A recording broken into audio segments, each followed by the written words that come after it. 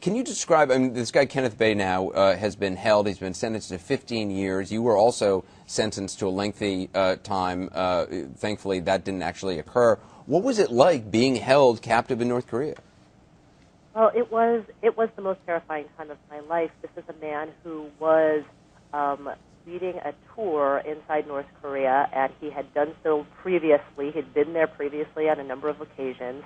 So at one moment, his family believes that he is doing his job, and the next moment they have no contact with him, and they don't know if they will, see him ever again. He is isolated in the most isolated country in the world, with very almost no contact with anybody. I believe he's been able to have contact with the Swedish ambassador. Those visits are extremely brief, and they are meant to be of a consular nature. So, the ambassador will ask about his health and well-being, but there's very little else that, I'm sure he feels extremely helpless. By the way, the graphic said you were held for 5 years. It was five months before former President Clinton went over there.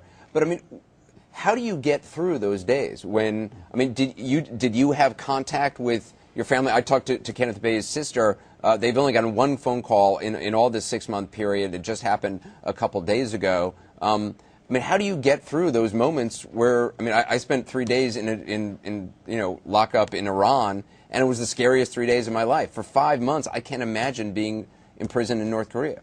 It really, fortunately, we were treated humanely, and our conditions were decent. That was after a pretty violent beating, an initial beating when we were taken into the country. I was grateful for our treatment after that when we were treated humanely. Every second of the day is a struggle to get through. I was allowed a total of 4 phone calls to my family. So that's more than the Bae family has had. And but aside from that, and they're very short calls, I was allowed some letters, and that was a huge comfort. That was really the only thing that kept me going during that time, with the letters that I was sent. I don't know if he's been allowed letters, but I could, I think I sent a series of one batch of letters out to my family and to my colleagues at Current TV, that was it.